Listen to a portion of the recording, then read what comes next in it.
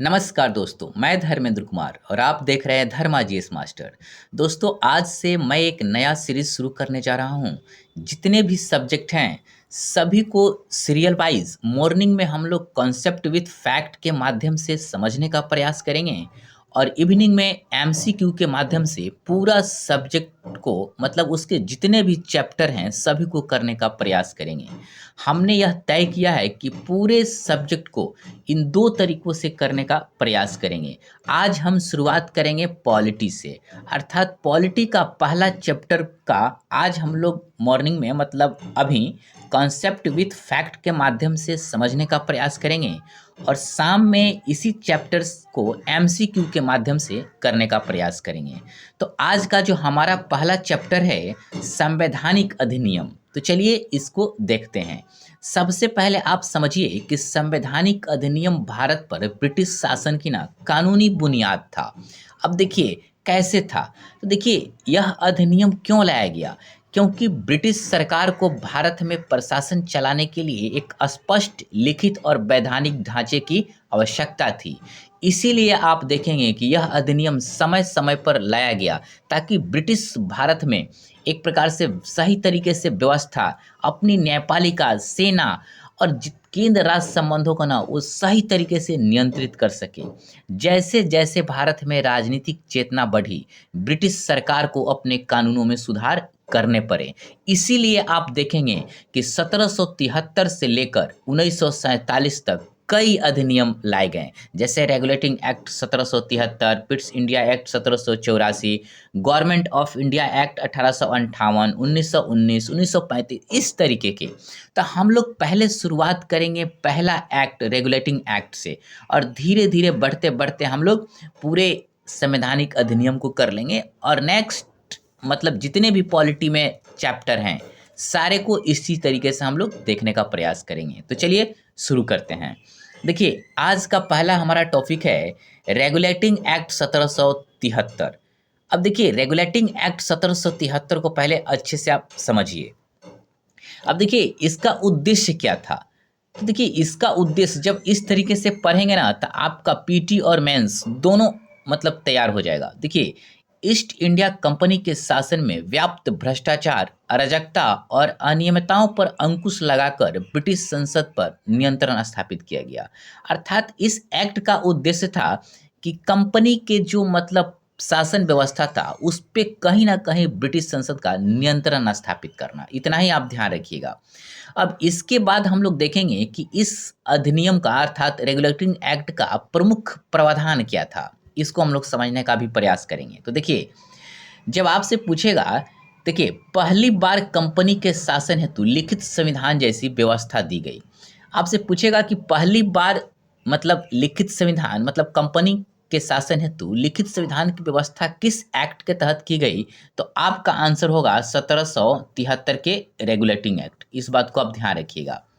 Next point, Bengal के governor को governor general of Bengal घोषित किया गया, है ना। प्रथम बंगाल का गवर्नर जनरल कौन था? Warren Hastings. देखिए इससे पहले बंगाल में ना गवर्नर शब्द का प्रयोग किया जाता था और बंगाल का पहला गवर्नर किसको माना जाता है? रॉबर्ट क्लाइव को। इस बात को ध्यान रखिएगा। जब पीटी में आपसे क्वेश्चन पूछेगा कि बंगाल का पहला गवर्नर कौन था, तो आप कहेंगे रॉबर्ट क्लाइव। और पूछेगा बंगाल के गवर्नर को गवर्नर जनरल ऑफ बंगाल किस अधिनियम के तहत किया गया, तो आप कहेंगे 1773 का रेगुलेटिंग एक्ट। और किसको बनाया गया पहली बार, तो आपका आंसर होगा वारेन हेस्टिंग्स। इस चीज को ध्यान रखिएगा। नेक्स्ट पॉइंट, मद्रास और बॉम्बे के गवर्नर को विदेश नीति में बंगाल के अधीनस्थ किया गया। अब देखिए इस पॉइंट को भी आप ध्यान रखिएगा कि मद्रास और जो बॉम्बे का जो मतलब गवर्नर मतलब था, इसको ना कहीं बंगाल के अधीनस्थ कर दिया गया। और बंगाल के अधीनस्थ क्यों किया गया, इसको ऐसे समझिए।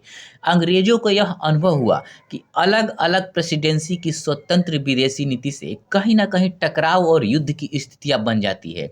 इसीलिए आप देखिएगा ना कि बंगाल को ना प्रधानता दी गई इन दोनों प्रेसिडेंसियों पर, मद्रास और बॉम्बे पर। तो इसको ध्यान रखिएगा। पूछेगा किस अधिनियम के एक्ट के तहत मद्रास और बॉम्बे प्रेसिडेंसी को बंगाल के अधीन कर दिया गया, तो आपका आंसर होगा 1773। इस चीज को ध्यान रखिएगा काफी बेहतर तरीके से।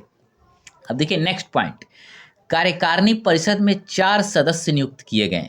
John Clavering, George Monson, Philip Francis, Richard Barwell. देखिए ये फैक्ट नहीं भी याद रहेगा तो कोई इशू नहीं है, लेकिन इतना ध्यान रखिएगा कि 1773 के रेगुलेटिंग एक्ट के तहत जो गवर्नर की कार्यकारिणी परिषद था उसमें 4 सदस्यों का नियुक्ति किया गया था। वैसे नाम याद रख लेंगे तो कभी मिलान करने वाले में आ गया तो आप इसे सही कर लेंगे। नेक्स्ट पॉइंट, अब देखिए 1774 में कोलकाता में भारत के पहले सुप्रीम कोर्ट की स्थापना हुई। अब देखिए 1774 शब्द का उपयोग करा है। जब आपसे पूछेगा यहाँ पे कि किस एक्ट के तहत, तब आपका आंसर होगा 1773, लेकिन पूछेगा कि कब किया गया, तब आपका आंसर होगा 1774। इस बात को आप ध्यान रखिएगा। पूछेगा किस अधिनियम के तहत कोलकाता में भारत के पहले सुप्रीम कोर्ट की स्थापना हुई, तब आप आंसर देंगे 1773। और पूछेगा कि कब भारत में मतलब कोलकाता में सुप्रीम कोर्ट की स्थापना की गई, तब आप कहेंगे 1774। दोनों में आप डिफरेंस समझिएगा। अब देखिए सुप्रीम कोर्ट की स्थापना क्यों की गई, थोड़ा सा इसको इस दृष्टिकोण से भी समझ लेते हैं, कॉन्सेप्ट के दृष्टिकोण से। क्योंकि कंपनी अधिकारियों की मनमानी, कानून के अभाव में न्याय के लिए ना कोई अस्थायी तंत्र नहीं बन पाया था, और जनता के अधिकारों की रक्षा और कंपनी को कानून के दायरे में लाने के लिए सुप्रीम कोर्ट की स्थापना की गई थी। इस बात को ध्यान रखिएगा, कॉन्सेप्ट के स्तर पर भी इसे समझिए, फैक्ट के स्तर पर भी। अब देखिए आपसे पूछता है कि इस अधिनियम के तहत कौन मुख्य न्यायाधीश थे, तो आपका आंसर होगा सर एलिजा इम्पे, या मुख्य न्यायाधीश थे। जबकि अन्य 3 न्यायाधीश भी थे, इस चीज को ध्यान रखिएगा, चैम्बर्स, लेमेस्टर और हाइड। ये चारों को ना याद रखिएगा। कभी कभी पूछता है कि इसके मुख्य न्यायाधीश कौन थे, या कभी मिलाने के लिए दे देगा कि इसमें कौन अन्य न्यायाधीश भी शामिल थे या नहीं थे। तो जब आपको सब याद रहेगा तभी आप सही कर पाएंगे। नेक्स्ट पॉइंट, कंपनी के अधिकारियों को निजी व्यापार और रिश्वत लेने पर रोक लगा दी गई। किस अधिनियम के तहत? 1773 के रेगुलेटिंग एक्ट के तहत। अब आपके दिमाग में आ रहा होगा कि क्यों इस तरीके का कार्य किया गया, क्योंकि कंपनी के जो अधिकारी थे ना, अपने पद का दुरुपयोग करके निजी व्यापार और भ्रष्टाचार में ना पूरी तरीके से लिप्त थे। इससे क्या होता था, इससे कंपनी की जो छवि थी और उसके शासन करने का जो प्रणाली था, दोनों प्रभावित हो रहा था। और इसी को रोकने के लिए कहते हैं ना कि नैतिक अनुशासन जरूरी था। इसीलिए इस एक्ट के तहत कंपनी के अधिकारियों पर ना निजी व्यापार और रिश्वत लेने पर रोक लगा दी गई, क्योंकि प्रशासन को बेहतर बनाना था। अब जब हम यह पॉइंट को देख लिए, तब अब इसके देखेंगे महत्वपूर्ण फैक्ट को। अब देखिए अब महत्वपूर्ण फैक्ट में क्या शामिल होगा, तो चलिए देखते हैं इसको। अब देखिए पहला पॉइंट, भारत में ब्रिटिश संसद का पहला संवैधानिक हस्तक्षेप। अब देखिए कहेगा कि कैसे, तो आपसे पूछेगा कि भारत में ब्रिटिश संसद का पहला संवैधानिक हस्तक्षेप किस एक्ट के तहत किया गया, तो आपका आंसर होगा कि 1773 के रेगुलेटिंग एक्ट के तहत। याद रखिएगा, एक इसी आंसर को आपको टिक करना है जैसे ही पहला शब्द का उपयोग करेगा। अब यह क्या था, इसको ऐसे समझिए, क्योंकि इससे ब्रिटिश संसद ने कभी भारतीय प्रशासन में सीधे हस्तक्षेप नहीं किया था। इससे पहले, किससे पहले? 1773 के रेगुलेटिंग एक्ट के पहले। यह पहला मौका था जब संसद ने कंपनी के शासन को नियंत्रित करने के लिए एक कानून बनाया था। इस चीज को ध्यान रखिएगा, कॉन्सेप्ट विथ फैक्ट दोनों हो गया। नेक्स्ट पॉइंट, कार्यपालिका और न्यायपालिका की द्वैध संरचना की शुरुआत। पहले इसको समझिए, द्वैध संरचना क्या होता है, तब हम इसको बताएंगे कि कैसे क्वेश्चन पूछेगा। देखिए द्वैध संरचना का मतलब होता है कि एक ही अधिकारी 2 भूमिका निभा रहा था, मतलब शासन भी कर रहा था और न्याय भी कर रहा था। इससे कहीं ना कहीं पदों के बीच न टकराव की स्थिति उत्पन्न हो गई। जब आपसे पूछेगा कि किस एक्ट के तहत कार्यपालिका और न्यायपालिका की द्वैध संरचना की शुरुआत की गई, तब आप कहेंगे 1773 के रेगुलेटिंग एक्ट के तहत। याद रखिएगा। अब next point, Nand Kumar case जैसी घटनाएं इसी अधिनियम की अस्पष्टताओं से उत्पन्न हुई थी। अब देखिए नंद कुमार वाला केस क्या था, इसको समझ लीजिए, कभी कभी पीटी में पूछ सकता है। देखिए नंद कुमार ने वारन हेस्टिंग्स जो गवर्नर जनरल था बंगाल का, उस पर भ्रष्टाचार का आरोप लगाया था। किस पर? वारन हेस्टिंग्स पर। लेकिन सुप्रीम कोर्ट ने, आप देखेंगे, जालसाजी के पुराने केस में फांसी दे दी। किसको? नंद कुमार को। और यह विवाद इस बात से जुड़ा था कि कोर्ट और गवर्नर जनरल की शक्तियां स्पष्ट नहीं थी। यहाँ पे इस चीज को समझिएगा। आपसे क्वेश्चन इस तरीके से पूछेगा कि वारेन हेस्टिंग्स के कार्यकाल में कौन सा व्यक्ति इसके ऊपर मतलब भ्रष्टाचार का आरोप लगाया था वारेन हेस्टिंग्स पर, तो आपका आंसर होगा नंद कुमार। ठीक ना, यही बात पूछेगा, बाकी और क्या कहानी थी इससे आपको ज्यादा मतलब नहीं होना चाहिए, आपसे नहीं पूछेगा। नेक्स्ट पॉइंट, अब देखिए ब्रिटिश प्रधानमंत्री लॉर्ड नॉर्थ, अब देखिए पूछेगा कि इस अधिनियम, जब यह अधिनियम बना उस समय ब्रिटिश प्रधानमंत्री कौन था, तो आप कहेंगे लॉर्ड नॉर्थ। याद रखिए इस बात को ना, इस फैक्ट को ध्यान रखिएगा कि 1773 का जब रेगुलेटिंग एक्ट लाया गया उस समय ब्रिटेन में कौन प्रधानमंत्री था, तो आपका आंसर होगा लॉर्ड नॉर्थ, याद रखिएगा। अब इससे संबंधित एक आध दो पॉइंट समझ लीजिए। देखिए इन्हीं के प्रयास से, मतलब लॉर्ड नॉर्थ के प्रयास से ही ना ब्रिटिश संसद ने पहली बार भारत में नियंत्रण के लिए कानून बनाया है। कौन? 1773 का रेगुलेटिंग एक्ट, याद रखिएगा। दो तरीके से इसे पूछेगा कि 1773 का जब रेगुलेटिंग एक्ट जब बना उस समय ब्रिटेन में प्रधानमंत्री कौन था, तो आपका आंसर होगा लॉर्ड नॉर्थ है। चाहे पूछेगा कि कौन ऐसे ब्रिटेन का प्रधानमंत्री था जिनके प्रयास से 1773 का रेगुलेटिंग एक्ट पास किया गया, तब भी आपका आंसर यही होगा, ध्यान रखिएगा। नेक्स्ट पॉइंट, कंपनी की रिपोर्टिंग संसद के प्रति बाध्यकारी बनी। आपसे पूछेगा कि कंपनी की रिपोर्टिंग करने का जो प्रावधान था किस अधिनियम के या किस एक्ट के तहत संसद के प्रति बाध्यकारी बना दिया गया, तब भी आपका आंसर 1773 ही हो गया। अब देखिए क्यों बाध्यकारी बना दिया गया, थोड़ा कॉन्सेप्ट के स्तर पर समझते हैं। क्योंकि संसद अब कंपनी पर निगरानी रखना चाहती थी। कंपनी को निर्देश दिया गया कि वह अपने कामकाज की रिपोर्ट हर साल संसद में दे। क्यों दे?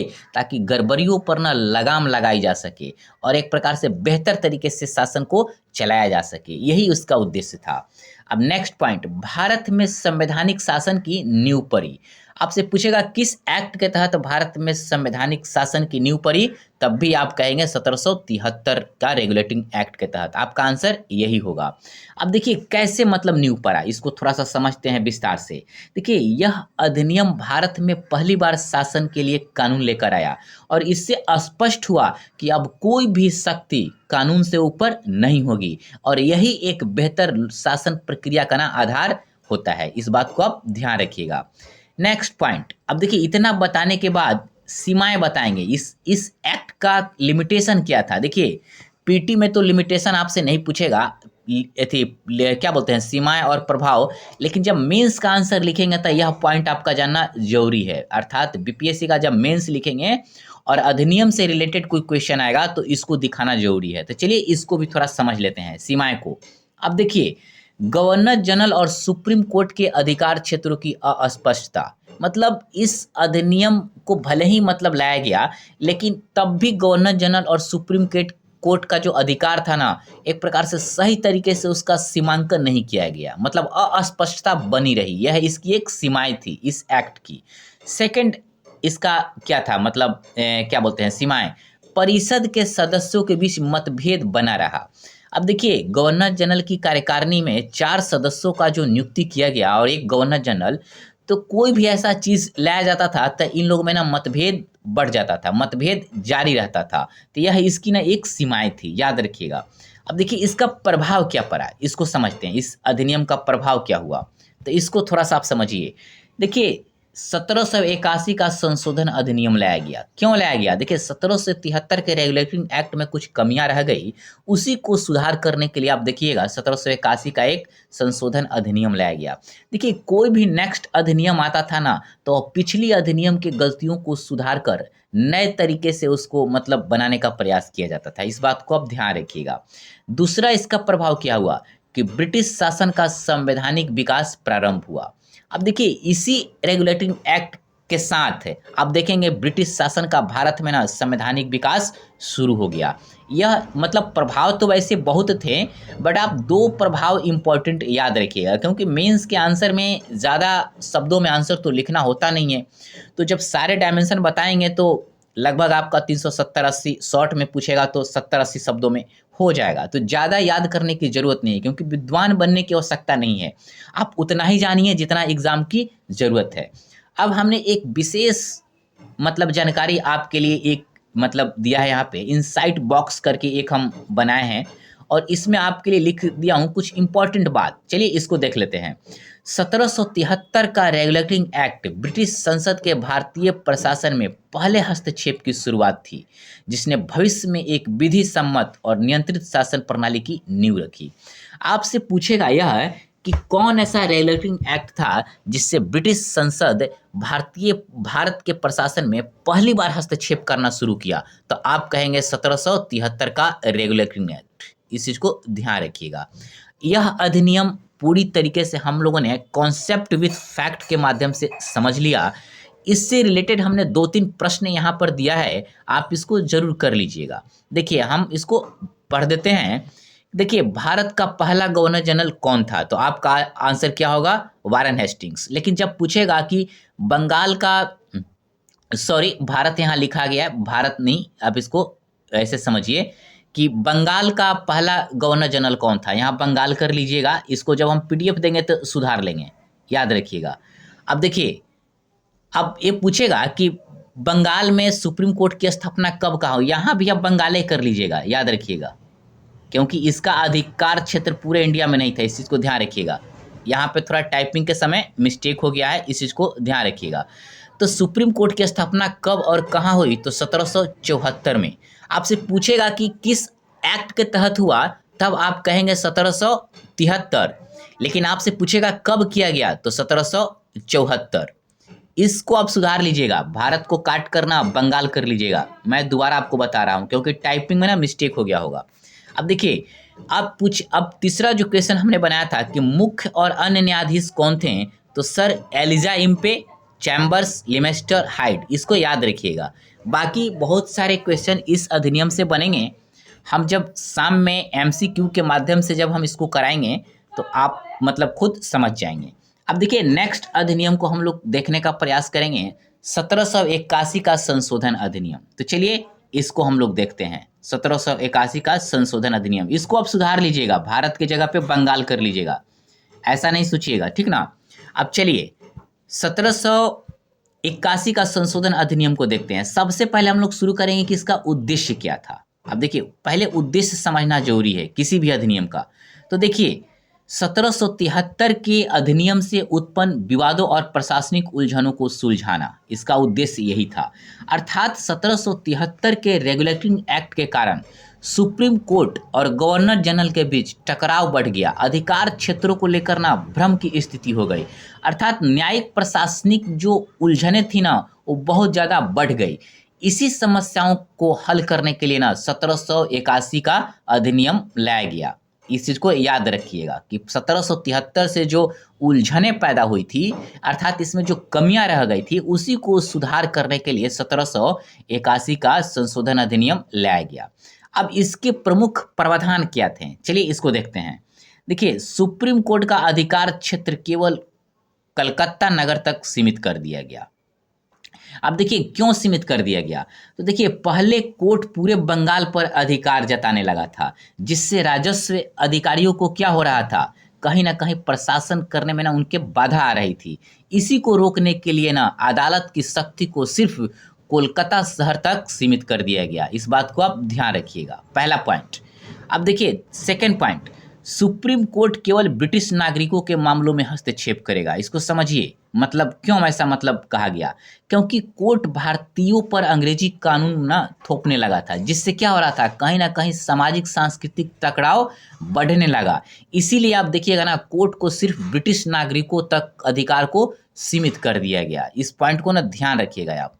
अब नेक्स्ट पॉइंट इसमें इस अधिनियम के प्रमुख प्रावधान में गवर्नर जनरल इन काउंसिल को बंगाल, बिहार, उड़ीसा के लिए एक कानून बनाने की शक्ति दी गई। इसको आप ऐसे याद रखिएगा, पूछेगा किस अधिनियम के तहत गवर्नर जनरल इन काउंसिल को बंगाल, बिहार, उड़ीसा के लिए एक कानून बनाने की शक्ति दी गई, तो आपका आंसर होगा 1781 का अधिनियम। इस चीज को ध्यान रखिएगा, इस पॉइंट को, क्योंकि एग्जाम में इस तरीके का क्वेश्चंस आते रहते हैं। अब नेक्स्ट पॉइंट, भारतीयों के धार्मिक रीति रिवाजों का सम्मान करने का निर्देश दिया गया 1781 के अधिनियम के द्वारा। अब आप इस पॉइंट को जरूर याद रखिएगा, क्योंकि इस बात को कभी पूछेगा कि भारतीयों के धार्मिक रीति रिवाजों का सम्मान करने का निर्देश किस अधिनियम के तहत दिया गया, तो आपका आंसर होगा 1781 का अधिनियम। इस पॉइंट को बिल्कुल बेहतर तरीके से आप याद रखिएगा। अब नेक्स्ट पॉइंट, सरकारी अधिकारियों को उनके कर्तव्यों के लिए कोर्ट से सुरक्षा मिली, किस अधिनियम के तहत? तो आपका आंसर भी 1781 होगा। अब देखिए क्यों सुरक्षा मिला, अब इस पॉइंट को ना थोड़ा कॉन्सेप्ट के माध्यम से समझते हैं।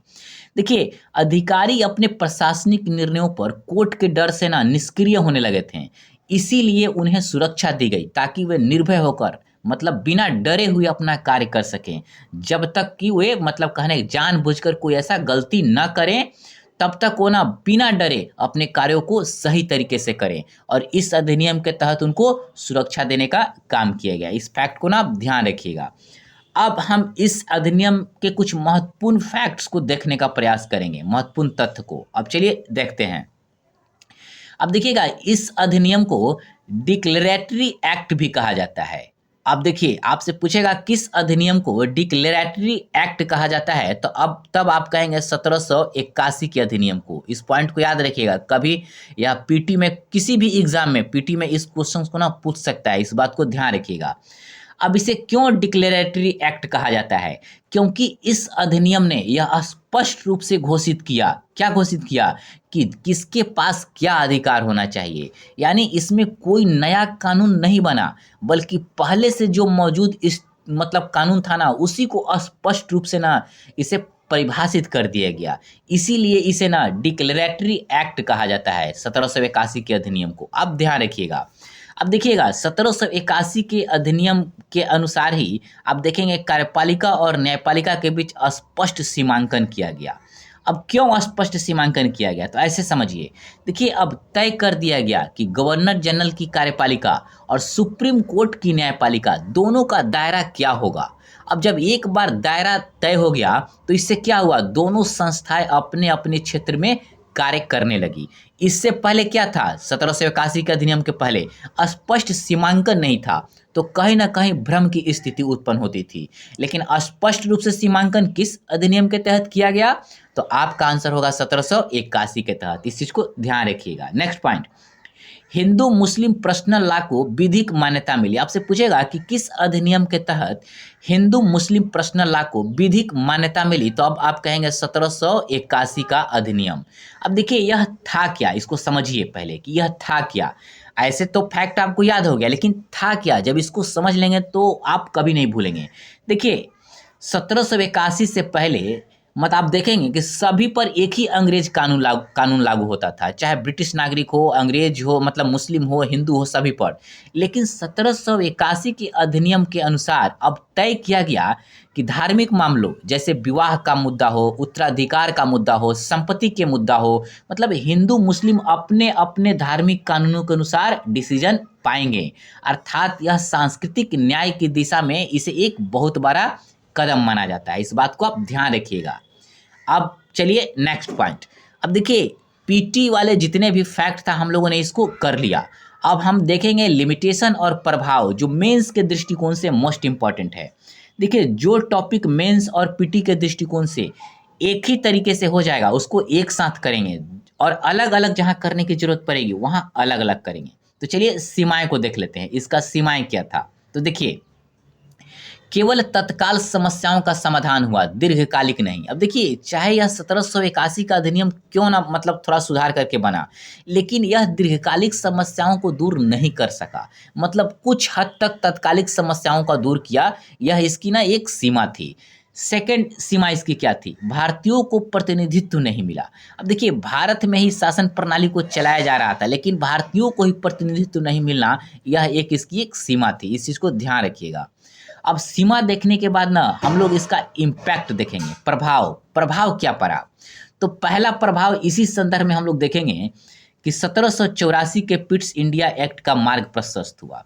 देखिए कोई भी अधिनियम जब आया तो पीछे वाला अधिनियम में कहीं ना कहीं कुछ कमी रह जाती थी या उसमें कुछ सुधार जरूरी हो जाता था, तो नेक्स्ट आगे वाला अधिनियम का मार्ग प्रशस्त हो जाता था। इसका प्रभाव आप स्पष्ट सारे अधिनियमों में ना इसी तरीके से देख सकते हैं। अब देखिए नेक्स्ट पॉइंट, प्रशासनिक अस्पष्टता में वृद्धि हुई। अब देखिए 1781 का अधिनियम के अनुसार प्रशासनिक अस्पष्टता में वृद्धि हुई। कैसे हुई, तो देखिए पहले कानून अधिकार और सीमाएं ना अस्पष्ट सी, लेकिन 1781 के बाद आप देखेंगे सब कुछ लिखित रूप में तय हो गया। कौन क्या करेगा, किस क्षेत्र में किसका अधिकार होगा, इसके शासन अधिक व्यवस्थित और जवाबदेह हो गया। इस बात को आप ध्यान रखिएगा। इसीलिए यहाँ पर ना प्रशासनिक अस्पष्टता में वृद्धि हुई। आपसे यह पूछ सकता है पीटी में भी कि किस अधिनियम के तहत प्रशासनिक अस्पष्टता में, मतलब एक प्रकार से पहली बार प्रशासनिक अस्पष्टता में ना वृद्धि किया गया। तो आप 1781 के अधिनियम को आंसर कर सकते हैं। इस बात को ध्यान रखिएगा। वैसे इस तरीके से प्रश्न वो नहीं पूछेगा, लेकिन चलिए अब देखते हैं विशेष इनसाइट बॉक्स के अंतर्गत कुछ इंपॉर्टेंट बातों को। तो देखिए 1781 का संशोधन अधिनियम भारत में रूल ऑफ लॉ की नींव रखने वाला पहला अधिनियम, मतलब विधिक प्रयास था। अब देखिए इसको याद रखिएगा, ये पीटी में भी पूछ सकता है कि भारत में रूल ऑफ लॉ की नींव रखने वाला पहला विधिक प्रयास किसे माना जाता है, तब आपका आंसर होगा 1781 का संशोधन अधिनियम, चाहे 1781 का अधिनियम। अब देखिए यह अधिनियम रूल ऑफ लॉ की नींव रखने वाला पहला विधिक प्रयास कैसे था, चलिए इसको ऐसे समझते हैं। यह अधिनियम यह स्थापित करता था कि कोई भी व्यक्ति कानून से ऊपर नहीं है और सभी को उसके धर्म, अधिकार और पद के अनुसार न्याय मिलेगा। यही रूल ऑफ लॉ की भावना थी और यही इसकी शुरुआत थी। आप इसको समझ गए फैक्ट के स्तर पर भी और कंसेप्ट के स्तर पर भी। अर्थात इसने शासन व्यवस्था में न्याय और स्पष्टता को जगह देने का काम किया। अब हम लोगों ने इस अधिनियम को भी बेहतर तरीके से कर लिया। कुछ इंपॉर्टेंट प्रश्नों को हमने यहाँ लिख दिया है, आप इसे देख लेंगे। एक बार मैं इसे पढ़ भी देता हूँ। डिक्लेरेटरी एक्ट किस अधिनियम को कहा जाता है, तब आप कहेंगे 1781 का अधिनियम। इस बात को ध्यान रखिएगा। सुप्रीम कोर्ट का क्षेत्र सीमित करने वाला अधिनियम कौन सा था, तो आप कहेंगे 1781 का अधिनियम। इस बात को आप ध्यान रखिएगा। हिंदू पर्सनल लॉ को कानूनी मान्यता किस अधिनियम में मिली, तो आप कहेंगे 1781 का अधिनियम। वैसे हम शाम में इसी टॉपिक से रिलेटेड बेहतर तरीके से एमसीक्यू के माध्यम से पूरे चैप्टर का अध्ययन करेंगे, मतलब पूरे सब्जेक्ट को हम लोग एमसीक्यू माध्यम से भी अध्ययन करेंगे, बट शाम में। और मॉर्निंग में हम लोग कॉन्सेप्ट विथ फैक्ट के माध्यम से समझने का प्रयास करेंगे। अब चलिए 1781 के हम लोग अधिनियम को अब कर लिए, तो अब हम लोग 1784 का पिट्स इंडिया एक्ट को बेहतर तरीके से समझने का प्रयास करेंगे। तो चलिए देखते हैं इसे भी। अब देखिए तीसरा जो अधिनियम हम लोग करेंगे, पिट्स इंडिया एक्ट 1784। अब देखिए सबसे पहले उद्देश्य से शुरुआत करेंगे कि इसका उद्देश्य क्या था। तो देखिए कंपनी के राजनीतिक कार्य पर ब्रिटिश संसद का नियंत्रण और दोहरी सरकार की स्थापना, इसका यही उद्देश्य था। अब इसका मतलब समझिए। अब देखिए क्योंकि रेगुलेटिंग एक्ट 1773 पूरी तरीके से सफल नहीं रहा था। अब संसद चाहती थी कि कंपनी के व्यापार को तो कंपनी देखे जरूर, लेकिन राजनीतिक कामकाज पर सीधा नियंत्रण किसका हो, संसद का हो। और इसी सोच से देखेंगे ना कि दोहरे नियंत्रण की नींव रखा गया। यह इसका ना उद्देश्य था। बाकी हम लोग देखेंगे आगे, इसको आप समझिए।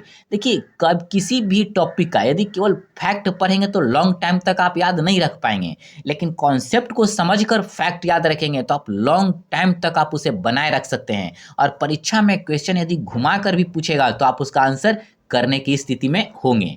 अब चलिए इसके प्रमुख प्रावधान को हम लोग समझने का प्रयास करते हैं। अब देखिए इसका प्रमुख प्रावधान क्या था।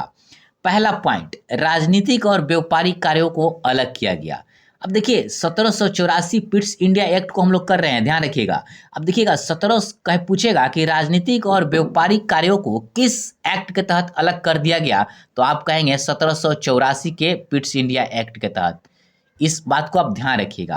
अब देखिए राजनीतिक और व्यापारिक कार्यों को अलग किया जाना क्या था, इसको कॉन्सेप्ट के स्तर पर समझिए। तो देखिए राजनीतिक कार्य मतलब क्या होता है, मतलब युद्ध करना, संधि करना, प्रशासन चलाना, यह राजनीतिक कार्य हुआ। जबकि व्यापारिक कार्य क्या हुआ, मतलब व्यापार कैसे किया जाए, लाभ का स्थिति, मतलब माल को, मतलब कहते हैं ना वस्तु को आयात निर्यात करना, मतलब ना यह व्यापारिक कार्य में आता था। इस बात को आप ध्यान रखिएगा। और इससे रिलेटेड ना इसको पारदर्शी बनाने के लिए मतलब दोहरी शासन व्यवस्था को स्थापित किया गया। अब देखिए दोहरी शासन व्यवस्था मतलब क्या। अब देखिए कोर्ट ऑफ डायरेक्टर्स का गठन कर दिया गया। यह व्यापार को मतलब देखने का काम करती थी। अब कोर्ट ऑफ डायरेक्टर्स में सदस्यों की संख्या 24 थी। इस बात को आप ध्यान रखिएगा, कभी पूछ देगा तो। अब देखिए बोर्ड ऑफ कंट्रोल राजनीतिक मामलों को नियंत्रित करने का काम करने लगी। तो आप यहाँ पे समझिए एक प्रकार से यह दोहरा नियंत्रण हुआ कि नहीं। कोर्ट ऑफ डायरेक्टर्स केवल व्यापारिक मामलों को देखेगी और बोर्ड ऑफ कंट्रोल राजनीतिक मामलों को देखेगी। राजनीतिक मामले में क्या आएगा? युद्ध, संधि, प्रशासन से रिलेटेड समस्या मतलब बातें।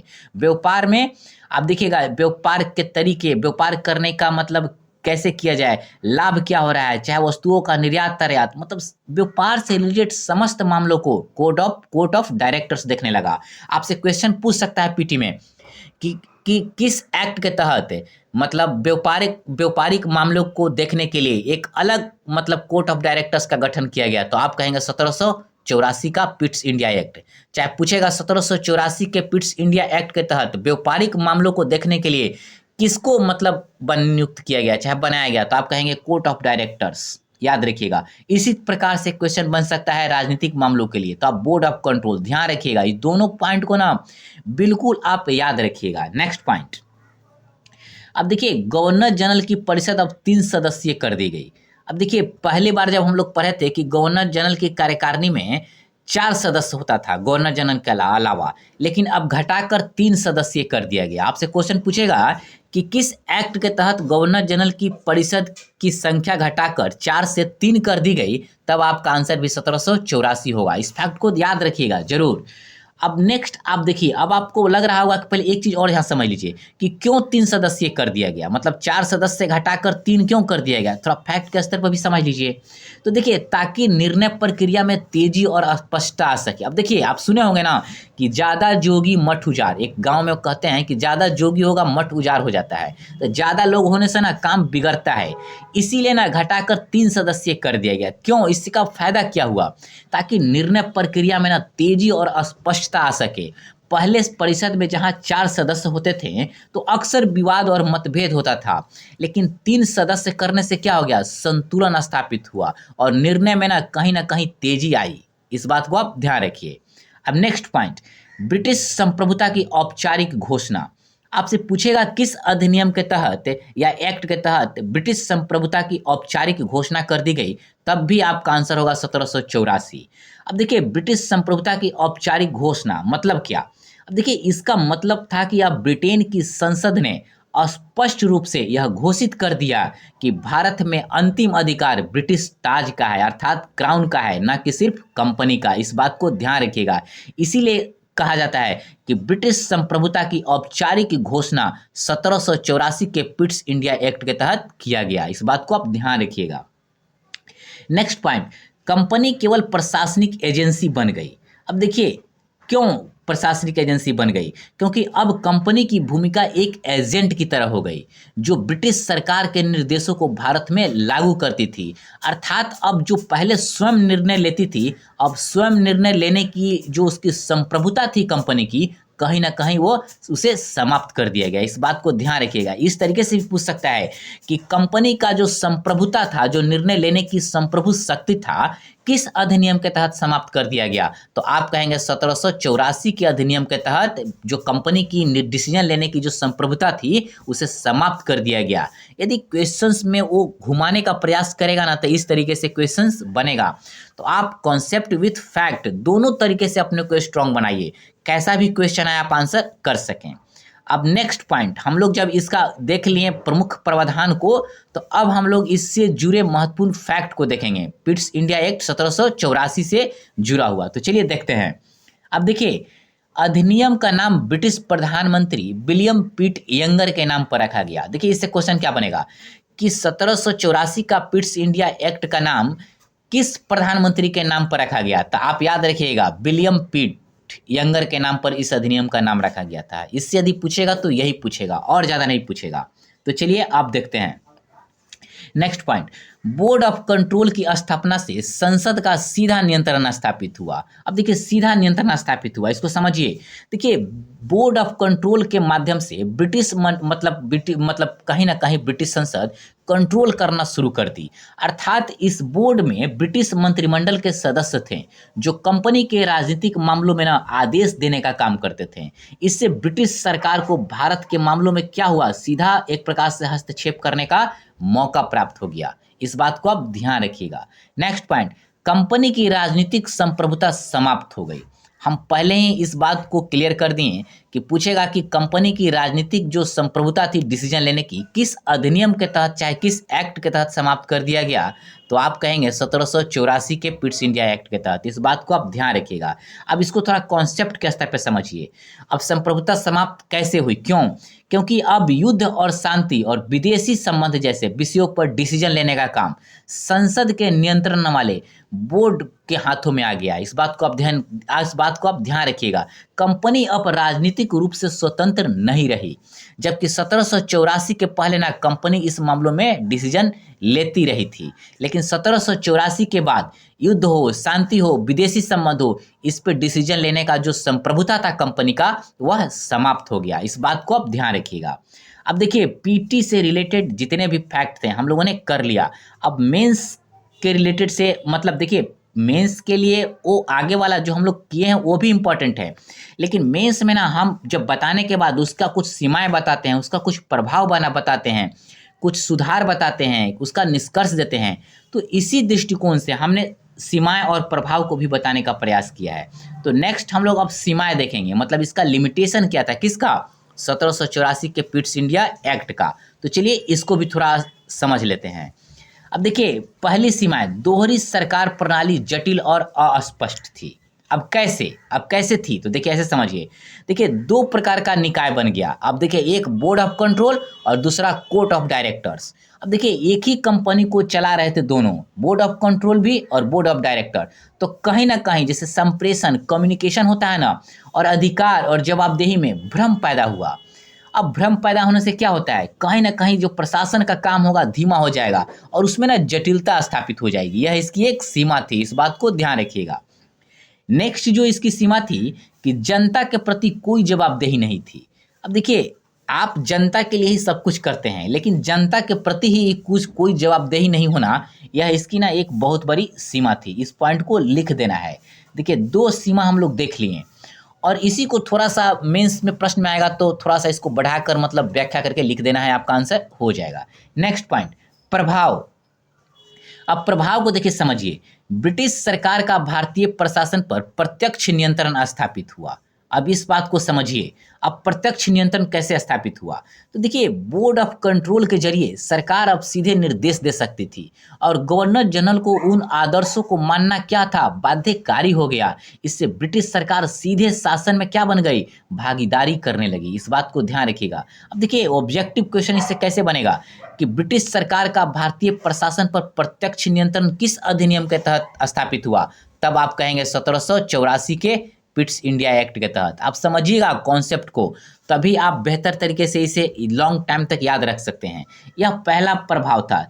सेकेंड इंपॉर्टेंट प्रभाव क्या हुआ कि भविष्य के अधिनियमों को नींव पड़ी। अब देखिए, नेक्स्ट आने वाला जितना भी अधिनियम था 1793, 1813, 1833, जितना भी आगे, एक कहीं ना कहीं एक प्रकार से आधार का काम किया और एक प्रकार से नेक्स्ट अधिनियमों को ना मार्ग प्रशस्त करने का काम किया। और इस बात को तो आप बखूबी समझते हैं कि जो भी अधिनियम बन रहा था और नेक्स्ट जो नया अधिनियम उसके बाद आ रहा था, कहीं ना कहीं पिछली कमियों को सुधार कर नए तरीके से लाने का प्रयास किया जा रहा था। इस बात को आप ध्यान रखिएगा। अब इसका कुछ एक इम्पॉर्टेंट तथ्य को हम लोग देख लेते हैं, जिसको इनसाइट बॉक्स बनाकर हमने दिया है, इसको भी समझ लेते हैं। देखिए, 1784 का पिट्स इंडिया एक्ट वह निर्णायक मोड़ था जहां से भारत में कंपनी नहीं बल्कि ब्रिटिश संसद की संप्रभुता स्थापित हो गई। अब देखिए कैसे स्थापित हो गई, थोड़ा सा इसको हम लोग समझते हैं। क्योंकि यहीं से भारत में कंपनी की नहीं मतलब यहीं से आप कंपनी की नहीं संसद की मर्जी चलेगी की शुरुआत हुई। पहले क्या था, कंपनी का मर्जी चलता था, याद रखिएगा। लेकिन आप देखेंगे 1784 के एक्ट के तहत क्या किया गया, अब कहीं ना कहीं ब्रिटिश संसद की मर्जी को चलाने का स्थापित किया गया। ब्रिटिश संसद की संप्रभुता को मतलब बनाने का काम किया गया। अर्थात अब ब्रिटिश संसद भारत की नीति नियंता बन चुकी थी और यही इसे ऐतिहासिक मोड़ बनाता है। इस बात को आप ध्यान रखिएगा। अब देखिए, पीटी में इससे रिलेटेड क्या क्वेश्चन बनेगा कि कौन ऐसा अधिनियम था जिसके माध्यम से ब्रिटिश संसद की संप्रभुता को स्थापित करने का प्रयास किया गया, चाहे स्थापित किया गया, तब आपका आंसर होगा 1784 का पिट्स इंडिया एक्ट। इस बात को ध्यान रखिएगा। फिर दोहरी सरकार की यह व्यवस्था प्रशासनिक दृष्टि से जटिल थी, लेकिन ब्रिटिश नियंत्रण को मजबूत करने वाली सिद्ध हुई। दोहरी सरकार की व्यवस्था हम लोगों ने पहले ही देख लिया कि बोर्ड ऑफ डायरेक्टर और बोर्ड ऑफ कंट्रोल अर्थात व्यापारिक मामलों को मतलब बोर्ड ऑफ डायरेक्टर देखने का काम करती थी, जबकि राजनीतिक मामलों को देखने का कौन काम करती थी, बोर्ड ऑफ कंट्रोल के माध्यम से। तो यही दोहरी व्यवस्था थी। तो देखिए भले ही यह प्रक्रिया जटिल थी, लेकिन कहीं ना कहीं ब्रिटिश संसद की जो स्थिति थी उसको मजबूत बनाई। इस बात को आप ध्यान रखिएगा। हम लोग इस अधिनियम को भी बेहतर तरीके से समझ लिए। अब इससे रिलेटेड कुछ इंपॉर्टेंट ऑब्जेक्टिव क्वेश्चन हमने यहाँ पे बना दिया है, आप इसे भी देख लीजिए। देखिए दोहरी सरकार की शुरुआत किस अधिनियम से हुई, तो आप कहेंगे पिट्स इंडिया एक्ट 1784 के माध्यम से। बोर्ड ऑफ कंट्रोल की स्थापना किस अधिनियम में हुई, तो आप कहेंगे 1784 अधिनियम। यह अधिनियम किस प्रधानमंत्री के नाम पे था, विलियम पिट यंगर। दोस्तों हम लोगों ने आज 3 अधिनियम संवैधानिक विकास के अधिनियम को करने का प्रयास किया। अगले दिन हम लोग 4 या 5 इस तरीके से करेंगे और शाम में इसी से रिलेटेड हम लोग एमसीक्यू करेंगे बेहतर तरीके से, जिससे आपका कॉन्सेप्ट भी क्लियर हो और फैक्ट भी आपका मजबूत हो। तो चलिए आप हमारे चैनल को सब्सक्राइब और टेलीग्राम से भी जुड़ जाइए, जहां पर आपको पीडीएफ मिलते रहेगा और आप इसी तरीके से करते जाइए और हम प्रत्येक सब्जेक्ट को कॉन्सेप्ट के साथ भी कराएंगे और उसे एमसीक्यू के माध्यम से भी कराएंगे। इस बात को आप ध्यान रखिए। ठीक है दोस्तों, मेरे वीडियो देखने के लिए बहुत बहुत धन्यवाद और कमेंट करके ज़रूर बताइएगा कि आपको वीडियो कैसा लगा और लाइक करना बिल्कुल भी ना भूलें। Thank you.